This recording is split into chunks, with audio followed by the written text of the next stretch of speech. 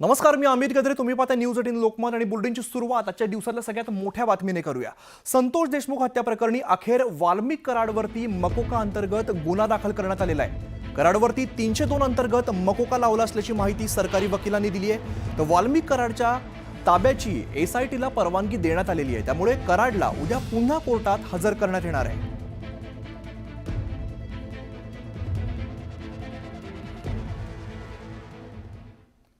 या संदर्भातच पुढची बातमी येते. कराडवरती मकोका अंतर्गत कारवाई करण्यात आल्यामुळे कराड समर्थक चांगलेच आक्रमक झालेले आहेत. परळीमध्ये ठिकठिकाणी निदर्शनं आणि जाळपोळ करत परळी बंद पाडण्याचा प्रयत्न कराड समर्थकांकडून करण्यात आलाय.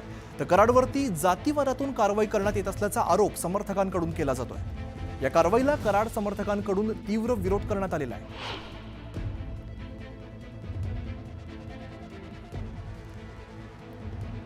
वाल्मिक कराड समर्थकांनी परळी बंद करण्याचा प्रयत्न केलेला आहे. परळीमध्ये तीव्र अशी निदर्शनं करण्यात आलेली आहेत. मोठ्या संख्येने यावेळेला कराड समर्थक रस्त्यावरती उतरलेत. यावेळेला काहींनी रस्त्यावरती टायर पेटवत मुख्य रस्ते बंद पाडण्याचा सुद्धा प्रयत्न केलेला आहे.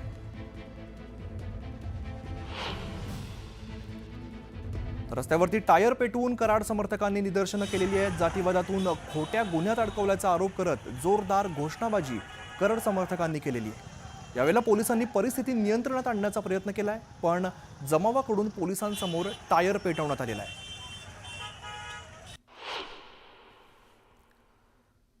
तर वाल्मिक कराडला ठेवण्यात आलेल्या पोलीस स्टेशन बाहेर कराड समर्थकांकडून आंदोलन करण्यात येत होतं. यावेळेला जोरदार घोषणाबाजी करत आंदोलकांनी पोलीस स्टेशन समोरच राडा घातलेला आहे. काहींनी पोलीस स्टेशन समोरील टॉवरवरती चढत निदर्शनं सुद्धा केली आहेत.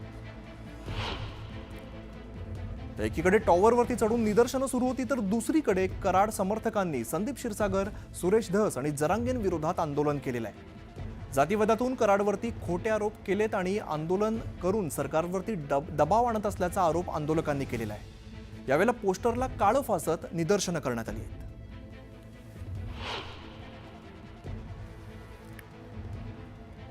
तर एका युवतीने अंगावरती रॉकेल ओतून स्वतःला पेटवून घेण्याचा प्रयत्न केलेला आहे.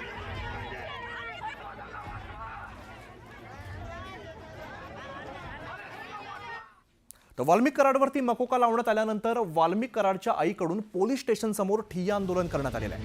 माझ्या मुलाला न्याय द्या अशी मागणी करत वाल्मिक कराड यांच्या आईने परळी पोलीस ठाण्यामध्ये ठिय्या सुरू केलेला आहे. वाल्मिक कराडच्या आईची तब्येत आता बिघडलेली आहे, त्यामुळे वाल्मिक कराडच्या आईने उपचार घ्यावेत अशी विनंती पोलिसांकडून केली जाते. मात्र उपचार घेण्यास आणि पाणी पिण्यास वाल्मिक कराडच्या आईने नकार दिलेला आहे. कुठवर दम धरून मी आता घंटाभर लेखलं वाटला ना. काय नको माय, माय नको, काय नको ग माय, नको मला कुठं नको. माझी विनंती एवढी, फक्त माझ्या लेकासाठी प्रार्थना करा.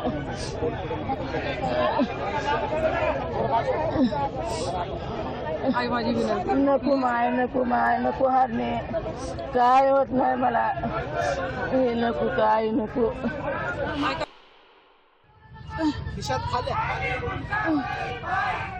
वाल्मिकांना तुम संघर्ष करो, वाल्मिकांना तुम संघर्ष करो, वाल्मिकांना पाणी पाणी काय नको, काय नको. तर मूळ मुद्द्यावरून लक्ष भटकवण्यासाठी परभणी आणि बीड प्रकरण तापवत ठेवलंय अशी टीका नाना पटोलेंनी केली आहे. तर मूळ मुद्द्यावरून लक्ष भटकवण्याचं काम सुरू असल्याचा आरोप पटोलेंनी केलेला आहे. महाराष्ट्र बदनाम होतोय असं सुद्धा नाना पटोले म्हणाले.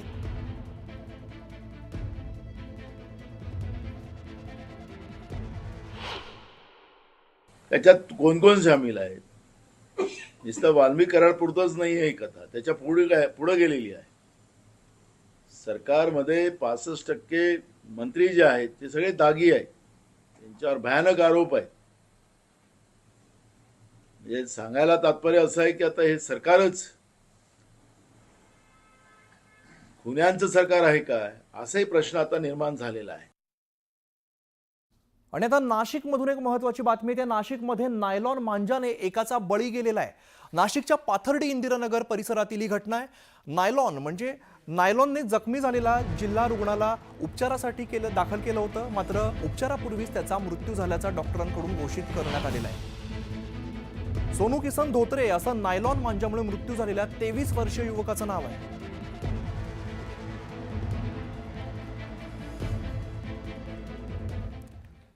तर छत्रपती संभाजीनगरमध्ये नोकरीवरती जाणाऱ्या फौजदाराचा नायलॉन मांजामुळे गळा कापला गेल्याची घटना घडलेली आहे. तर अतिरक्तस्रावामुळे पोलीस फौजदार बेशुद्ध झालेत. दीपक पारधे असं पोलीस फौजदाराचं नाव आहे. तर भंडाऱ्यामध्ये नायलॉन मांजाने दुचाकीस्वाराचा गळा कापला गेलेला आहे. लाखनीच्या उड्डाणपुलावरून गोरेगावकडे जाणाऱ्या युवकाच्या गळ्यात नायलॉन मांजा अडकल्यामुळे गळा कापला गेलाय.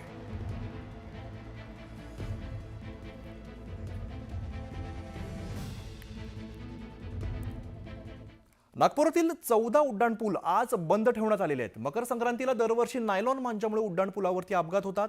मकर संक्रांतीत पतंग उडवताना नायलॉन मांजामुळे अपघात होऊ नये म्हणून उड्डाणपूल बंद ठेवण्याचा निर्णय घेण्यात आलेला आहे. बंद केलेल्या प्रत्येक उड्डाणपुलावरती वाहतूक पोलीस तैनात करण्यात आले.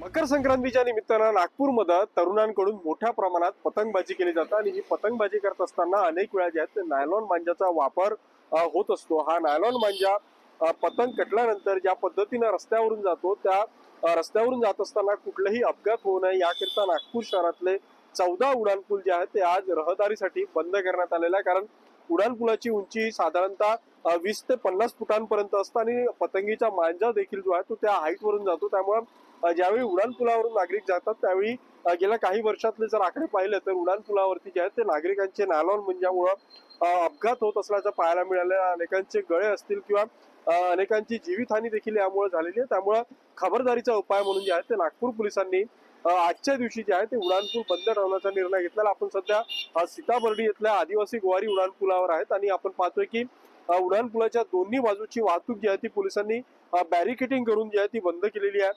त्या बाजूला पोलिसांचा मोठा बंदोबस्त देखील तैनात करण्यात आलेला आहे आणि अशाच पद्धतीची बॅरिकेटिंग जी आहे ती नागपूर शहरातल्या 14 उड्डाणपुलामध्ये जे प्रमुख उड्डाणपूल आहेत, जे उंचीवरचे उड्डाणपूल आहेत त्या उड्डाणपुलांवरती केलेली आहे, जेणेकरून या नायलॉन मांजामुळे कुठलीही हानी जी आहे ती होणार नाही. त्या दृष्टीनं नागपूर पोलिसांनी ही खबरदारी घेतलेली आहे. उदय तिमांडे, न्यूज 18 लोकमत, नागपूर. तर इकडे वर्ध्याच्या हिंगणघाट इथे पोलिसांच्या गुन्हे शाखेने नायलॉन मांजा विक्री करणाऱ्या दुकानामध्ये धाड टाकलेली आहे. या कारवाईमध्ये 40,000चा मांजा जप्त केलेला आहे. तर संक्रांतीच्या पार्श्वभूमीवरती चंद्रपूर पोलिसांनी नायलॉन मांजा विक्रीशी संबंधित 34 विक्रेत्यांना तालुक्यातून तडीपार केलेला आहे. पतंग उडवताना नायलॉन मांजाचा वापर केल्याने होणारी हानी पाहता पोलीस विभागाकडून नायलॉन मांजा विक्री विरोधात धाडसत्र राबवण्यात येत आहे. नागपूरमध्ये नायलॉन मांजामुळे अपघात होऊ नये आणि कोणी जखमी होऊ नये यासाठी वाहतूक पोलीस पुढे सरसावलेले आहेत. नागरिकांच्या दुचाकीवरती सुरक्षा तार बांधण्याचा उपक्रम वाहतूक पोलिसांनी शहरभरामध्ये सुरू केलेला आहे. सोमवारी जवळपास 3000 वाहनांना नागपूर पोलिसांनी सुरक्षा तार बांधून जनजागृती केली आहे. नायलॉन मांजापासून बचाव व्हावा यासाठी दुचाकी वाहनांना सुरक्षा तार लावण्याच्या सूचना वाहतूक पोलीस विभागाला देण्यात आल्या होत्या. या पार्श्वभूमीवरती नागपूर पोलिसांनी पुढाकार घेतलेला असून विविध भागातून वाहतूक पोलीस वाहनांना सेफ्टी तार बांधतायत. नायलॉन मांजामुळे रस्त्यावर होणाऱ्या अपघाताला टाळण्यासाठी आता नागपूर पोलीस जे आहेत ते पुढे सरसावलेले आहेत आणि रस्त्यावरून आवागमन करणाऱ्या बाईक्सला जे आहेत ते नागपूर पोलिसांकडून अशा पद्धतीनं सेफ्टी तार बांधला जातोय, जेणेकरून जेव्हा दुचाकी स्वार रस्त्याने जाईल त्यावेळी कुठलाही मांजा जो आहे तो त्या दुचाकी स्वाराच्या गळ्यात थेट जाणार नाही. या तारामुळे, या सेफ्टी तारामुळे जो आहे तो मांजा अडकला जाईल आणि त्यामुळं होणारं नुकसान, मग ते जीवितहानी असेल किंवा अपघात असेल, हे टाळता येईल. या दृष्टीने जो आहे तो नागपूर पोलीस हा प्रयत्न करत आहे. काल दिवसभरात सुमारे 3000 लोकांपेक्षा अधिक वाहनांना जे आहे ते हे सेफ्टी तार जे आहे ते लावण्यात आलेले आहे आणि आज सकाळपासून जी आहे ती ही मोहीम नागपूर पोलिसांनी आज जोरात सुरू केलेली आहे. आपल्यासोबत पोलीस अधिकारी आहेत. ही सेफ्टी तारची काय मोहीम आहे आणि कशा पद्धतीने तुम्ही याची अंमलबजावणी करता? नायलॉन माझ्यामुळे जे गळ्याला दुखापत होते, डोळ्याला दुखापत होते, ती दुखापत होऊ नये याकरता कालपासूनच आम्ही नागपूर वाहतूक पोलिसांतर्फे एक सेफ्टी तार आम्ही लावतो. जे सेफ्टी तारामुळे नायलॉन माझ्या हा अडकेल आणि जेणेकरून दुचाकी स्वाराला कोणत्याही प्रकारचे गळ्याला नुकसान होऊ नये याचा मागचा एक उद्देश आहे. नागरिकांचा कसा प्रतिसाद मिळतो तुमच्या अभियानाला? या ठिकाणी नागरिकांनी बरीचशी गर्दी केलेली आहे आणि बरेच स्वतःहून म्हणतात की आम्हाला ते लावून द्या. आम्ही स्वतःहून ते त्या ठिकाणी लावण्याचा सर्वांना शक्य तितका प्रयत्न करीत आहोत. नक्कीच आपण पाहतोय की सगळे पोलीस कर्मचारी असेल, अंमलदार असेल, हे या सगळ्या कामी जे आहेत ते मदत करताय. सामान्य नागरिक असेल, राजकीय पक्षाचे कार्यकर्ते असेल, हे देखील आता यासाठी पुढे सरसावलेले आहे. आणि या संक्रांतीमध्ये कुठलाही नायलॉन मांजामुळे अपघात होणार नाही, जीवितहानी होणार नाही, या दृष्टीने जे आहे ते आता नागपूरमध्ये सकाळपासून काळजी घेतली जात आहे. उदय तिमांडे, न्यूज 18 लोकमत, नागपूर. नायलॉन मांजा विक्रेत्यांसह वापरकर्त्यांवरती नाशिक पोलिसांनी कारवाईचा बडगा उगारलेला आहे. नाशकात आतापर्यंत 50 गुन्हे दाखल करण्यात आलेले असून 28 जणांना अटक करण्यात आलेली आहे. वापरकर्त्यांमध्ये दाखल गुन्ह्यात 9 अल्पवयीन मुलांचा समावेश होता. या मुलांच्या 7 पालकांवर सुद्धा कारवाई करण्यात आलेली आहे. विशेष म्हणजे यामध्ये पोलिसांनी 7 पालकांना अटक केलेली आहे. नायलॉन मांजा विक्री आणि वापरकर्त्यांवरती दाखल गुन्ह्यामध्ये सदोष मनुष्यवधाचा प्रयत्न हे कलम पोलिसांनी समाविष्ट केलेलं आहे. महाराष्ट्रात पहिल्यांदाच नाशिक पोलिसांकडून या कलमाद्वारे कारवाई झाली आहे. आता बालक हा कुठलंही कृत्य जो करतोय तर ॲक्च्युली पालकांचं हे कर्तव्य आहे की आपला पाल्य हा नक्की काय करतोय तर त्याला गुन्हा करण्यापासून प्रवृत्त करणं किंवा त्याने गुन्हा न करणं ही जबाबदारी पालकांवरही अनपेक्षितरित्या येते. त्यामुळे आपण ॲक्च्युली सुरुवातीला जे काही गुन्हे दाखल केले त्यामध्ये आपण त्यांना फक्त समज देत होतो, परंतु तरीही यावर ही जी पतंग उडवण्याची नायलॉन मांजा वापर कमी होत नव्हता, म्हणून आपण ही थोडीशी हार्श कारवाई आपण करीत आहोत. आणि आता एक महत्त्वाची बातमी येते. महाविकास आघाडीत पहिली फूट बघायला मिळते. नागपूरमधून पडण्याची शक्यता वर्तवली जाते. नागपूरमध्ये महानगरपालिका निवडणूक स्वबळावरती लढण्याची तयारी काँग्रेसनं केली आहे. 151 जागांवरती लढण्यासाठी 1500 उमेदवार इच्छुक असल्याचा दावा शहर अध्यक्ष विकास ठाकरे यांनी केलेला आहे. संजय राऊत यांनी नागपूरमध्ये मनपा निवडणूक स्वबळावरती लढण्याचा नारा दिल्यानंतर काँग्रेस आक्रमक झालेली आहे. काँग्रेस देखील स्वबळावरती लढणार असल्याचे संकेत आता विकास ठाकरे यांनी दिलेले आहेत.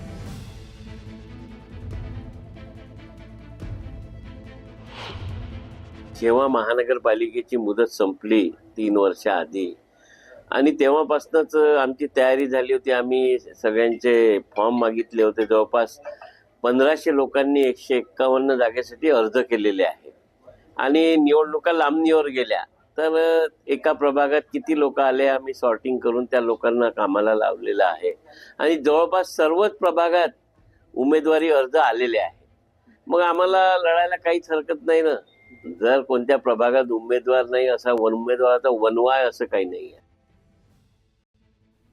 तर शरद पवारांच्या भेटीवरून संजय राऊतांनी भाष्य केलेलं आहे.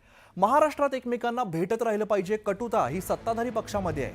महाविकास आघाडीत कोणत्याही प्रकारची कटुता नाही असं राऊत म्हणालेले आहेत. महाविकास आघाडी नक्कीच राहील. जर आम्ही इंडिया आघाडीला जिवंत ठेवलं नाही तर विरोधक शिल्लक राहणार नाहीत. हे विरोधकांना संपवतील असंही राऊतांनी म्हटलंय.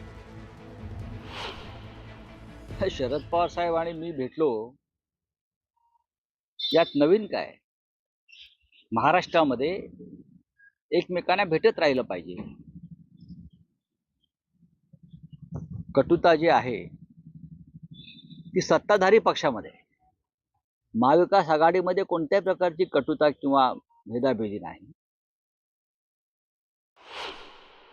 अगर हम इंडिया अलायंस को जिंदा नहीं रखेंगे तो अपोजिशन जिंदा नहीं रहेगा. मार देंगे ये लोग, खत्म कर देंगे. ये तानाशाह है, खतरनाक लोग हैं हमारे सामने. बात ऐसी है कि जैसे हमने कहा, ये बात सही है कि इंडिया अलायंस लोकसभा चुनाव के लिए ही बना था, लेकिन उसको अब बरकरार रखना देश की जरूरत है, लोकतंत्र की जरूरत है. महाविकास आघाड़ी टूट गई ऐसा नहीं है. अलग अलग पार्टी है, अलग अलग विचारधारा होती है. हम एक साथ आते हैं लोकतंत्र के लिए, संविधान के लिए, लोगों के लिए, तो सबको कुछ ना कुछ कॉम्प्रोमाइज करनी पड़ती है. जैसे कि हम ये हमेशा कहते थे कि भारतीय जनता पार्टी बड़ी पार्टी है. जब हम एनडीए में थे तो भारतीय जनता पार्टी बड़ी पार्टी होने के नाते, बड़ा भाई होने के नाते दिल्ली में सबको संभाल कर आगे जाने की जिम्मेदारी बीजेपी की रहती. वैसे ही कांग्रेस पार्टी हमारे अलायंस में एक बड़ी पार्टी है. बाळासाहेब ठाकरेंच्या विचारांशी कोणी गद्दारी केली हे महाराष्ट्र जाणतो. दिल्लीचे बूट चाटणं बरं का, दिल्लीचे बूट चाटणं